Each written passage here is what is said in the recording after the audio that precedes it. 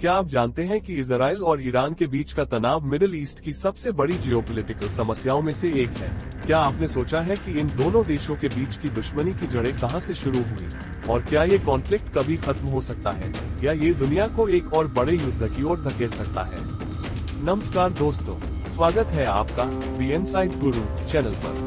आज हम एक ऐसी कहानी के बारे में बात करेंगे जो दशकों से मिडिल ईस्ट में इंस्टेबिलिटी का कारण बनी हुई है, इजराइल और ईरान के बीच का कॉन्फ्लिक्ट। इस वीडियो में हम जानेंगे कि ये दुश्मनी कैसे शुरू हुई, इसके क्या जियोपॉलिटिकल इम्पैक्ट्स हैं और आने वाले समय में इसका क्या भविष्य हो सकता है। इजराइल और ईरान दो ऐसे देश जो हजारों सालों से मिडिल ईस्ट में अपनी जगह बनाए हुए हैं।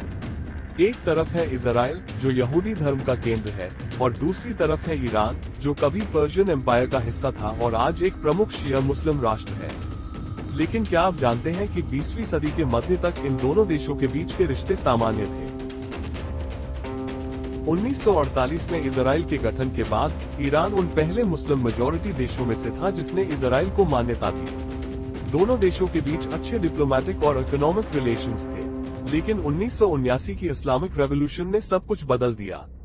1979 की इस्लामिक रेवोल्यूशन के बाद ईरान में शाह की सत्ता गिर गई और आयतोल्ला खोमेनी के नेतृत्व में एक इस्लामिक गणराज्य की स्थापना हुई। इस क्रांति ने न सिर्फ ईरान के अंदरूनी पॉलिटिक्स को बदला, बल्कि इसके विदेश नीति में भी एक बड़ा शिफ्ट आया। ईरान अब एंटी वेस्ट और एंटी इजराइल बन गया। खोमेनी ने इजराइल को लिटिल सेटन कहा और ओपनली इसे खत्म करने की बात की। इस समय से इजराइल और ईरान के बीच की दुश्मनी एक आइडियोलॉजिकल कॉन्फ्लिक्ट बन गई, जहां इजराइल को एक ज़ायनिस्ट एंटिटी और पश्चिमी देशों का पपेट माना जाने लगा। आज की तारीख में इस कॉन्फ्लिक्ट का सबसे बड़ा मुद्दा है ईरान का न्यूक्लियर प्रोग्राम। ईरान का दावा है कि उसका न्यूक्लियर प्रोग्राम पूरी तरह से पीसफुल है और एनर्जी प्रोडक्शन के लिए है। लेकिन इजराइल और पश्चिमी देशों का मानना है कि ईरान सीक्रेटली न्यूक्लियर वेपन्स बनाने की कोशिश कर रहा है। इजराइल का कहना है कि अगर ईरान न्यूक्लियर वेपन्स बना लेता है तो ये पूरे रीजन के लिए खतरा बन जाएगा। इसीलिए इजराइल ने कई बार कहा है कि वो किसी भी कीमत पर ईरान को न्यूक्लियर हथियार बनाने से रोकेगा, चाहे इसके लिए मिलिट्री एक्शन ही क्यों ना लेना पड़े। दूसरी तरफ ईरान अपने मिसाइल प्रोग्राम को भी तेजी से बढ़ा रहा है, जिससे इजराइल के साथ साथ उसके एलाइज को भी खतरा महसूस होता है। ईरान की इस मिलिट्री बिल्डअप को इजराइल अपनी सिक्योरिटी के लिए सीधा खतरा मानता है। इस डायरेक्ट कॉन्फ्लिक्ट के अलावा इजराइल और ईरान ने मिडिल ईस्ट के कई देशों में प्रॉक्सी वॉर्स के जरिए एक दूसरे से लड़ाई लड़ी है।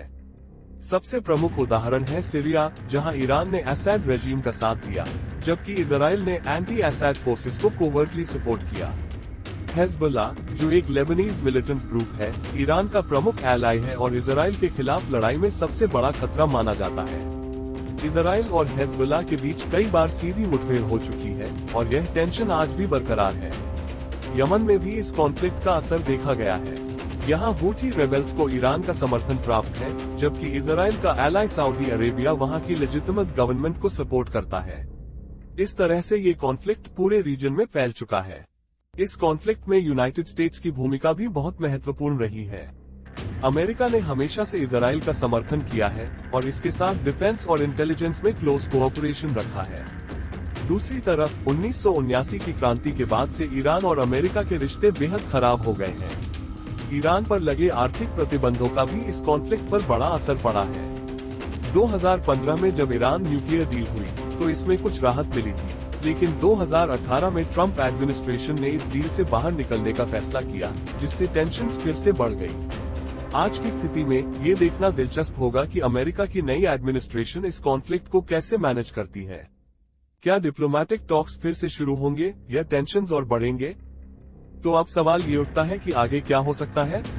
क्या इजराइल और ईरान के बीच की यह दुश्मनी कभी खत्म हो सकती है या फिर यह कॉन्फ्लिक्ट आगे चलकर एक बड़े युद्ध का कारण बनेगा? कुछ एक्सपर्ट्स मानते हैं कि डिप्लोमेटिक एफर्ट्स के जरिए इस कॉन्फ्लिक्ट को टाला जा सकता है। वहीं कुछ का मानना है कि अगर टेंशन्स इसी तरह बढ़ते रहे तो एक मिलिट्री कॉन्फ्रंटेशन होना तय है। इसके अलावा इस कॉन्फ्लिक्ट का असर पूरे रीजन पर भी होगा। इजराइल और ईरान के एलाइज और एनिमीज भी इस कॉन्फ्लिक्ट में अपनी भूमिका निभाएंगे, जिससे इस रीजन में इंस्टेबिलिटी और बढ़ सकती है।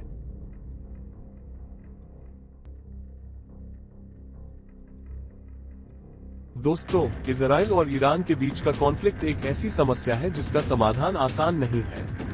दोनों देशों के बीच की आइडियोलॉजिकल, पॉलिटिकल और मिलिट्री दुश्मनी ने इस कॉन्फ्लिक्ट को बेहद कॉम्प्लेक्स बना दिया है। आने वाले समय में ये देखना दिलचस्प होगा कि यह कॉन्फ्लिक्ट किस दिशा में बढ़ता है और इसका मिडिल ईस्ट और दुनिया पर क्या असर पड़ता है।